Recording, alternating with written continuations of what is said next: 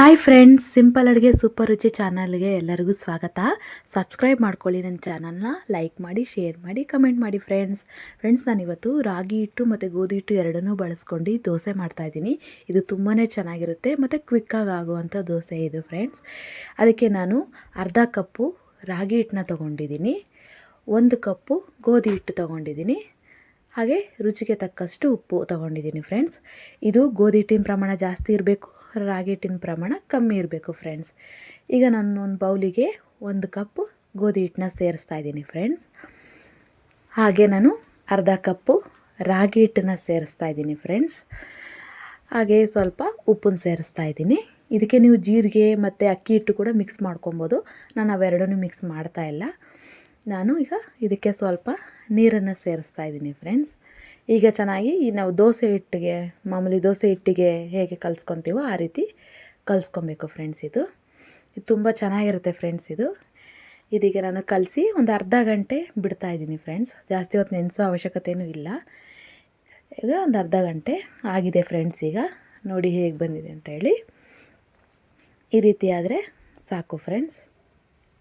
ಇದು ತುಂಬ ಚೆನ್ನಾಗಿರುತ್ತೆ. ಬೆಳಗ್ಗೆ ತಿಂಡಿಗೆ ಅರ್ಜೆಂಟಿಗೆ ಹೋಗೋರು ಇದನ್ನು ಕಂಪಲ್ಸರಿ ಟ್ರೈ ಮಾಡಿ ಫ್ರೆಂಡ್ಸ್. ತುಂಬ ಚೆನ್ನಾಗಿರುತ್ತೆ. ಇದು ಬೇಗನೂ ಆಗುತ್ತೆ ಮತ್ತು ಟೇಸ್ಟಿಯಾಗೂ ಇರುತ್ತೆ. ಮತ್ತು ಇದಕ್ಕೆ ಪಲ್ಯ ಬೇಕು, ಚಟ್ನಿ ಬೇಕು ಅನ್ನೋದು ಏನಿಲ್ಲ, ಡೈರೆಕ್ಟಾಗಿ ಹಾಗೆ ಕೂಡ ತಿನ್ಬೋದು ಇದನ್ನು. ನಾನೀಗ ತವಾಗೆ ಎಣ್ಣೆ ಹಾಕ್ಕೊಂಡು ಒಂದು ದೋಸೆ ಹಾಕ್ತಾಯಿದ್ದೀನಿ ಫ್ರೆಂಡ್ಸ್. ಇದು ಆಯಿಲ್ ಹಾಕಿ, ಎಣ್ಣೆ ಹಾಕಿ ಅದ್ರ ಮೇಲೆ ದೋಸೆ ಹಾಕ್ತಾ ಇರೋದು ನಾನು. ನೀವು 2 ರೀತಿಯೂ ಮಾಡ್ಕೊಬೋದು. ಇದು ಎಲ್ಲ ಥರನೂ ಬರುತ್ತೆ ದೋಸೆ. ಇದು ಆಯಿಲ್ ಹಾಕಿ ಕೂಡ ಮಾಡ್ಬೋದು, ಅಥವಾ ಆಯಿಲ್ಲೆಸ್ ದೋಸೆ ಕೂಡ ಮಾಡ್ಬೋದು. ನೀವು ಡೈರೆಕ್ಟಾಗಿ ಹಾಗೇ ಪ್ಯಾನಿಗೆ ಹಾಕ್ಬೋದು.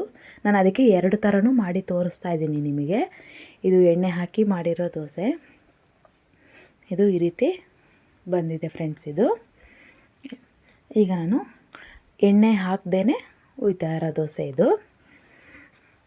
ಇದು ಕೂಡ ತುಂಬ ಚೆನ್ನಾಗಿ ಬಂತು, ಕ್ರಂಚಿಯಾಗಿ ಬರುತ್ತೆ. ಇದು ಕೂಡ ನೀವು ಯಾವ ಥರ ಇಷ್ಟಪಡ್ತೀರೋ ನಿಮ್ಮ ಮೇಲೆ ಡಿಪೆಂಡು. ಒಬ್ಬೊಬ್ಬರು ಸಾಫ್ಟಾಗಿ ಇಷ್ಟಪಡ್ತಾರೆ, ಒಬ್ಬೊಬ್ಬರು ಕ್ರಂಚಿಯಾಗಿರೋದನ್ನ ಇಷ್ಟಪಡ್ತಾರೆ. ನಾನು ಅದಕ್ಕೆ 2 ರೀತಿಯೂ ಮಾಡಿ ತೋರಿಸ್ತಾ ಇದ್ದೀನಿ. ಇದು ಆಗಿದೆ. ಇದನ್ನು ನಾನು 2 ಸೈಡು ಬೇಯಿಸ್ತಾ ಇದ್ದೀನಿ ಫ್ರೆಂಡ್ಸ್. ಇದನ್ನು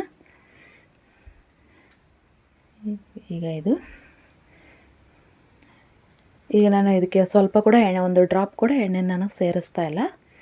ಈಗ ಡಯಟ್ ಮಾಡೋರಿಗೆ ಇದು ತುಂಬ ಸೂಕ್ತವಾಗಿರೋ ಅಂಥದ್ದು. ಎಣ್ಣೆನೂ ಹಾಕಲ್ಲ ಜಾಸ್ತಿ, ಮತ್ತು ಅಕ್ಕಿ ಅಥವಾ ಅಕ್ಕಿ ಹಿಟ್ಟು ಯಾವುದೂ ನಾನು ಮಿಕ್ಸ್ ಮಾಡಿಲ್ಲ, ಬರೀ ರಾಗಿ ಹಿಟ್ಟು, ಗೋಧಿ ಹಿಟ್ಟು ಅಷ್ಟೇ.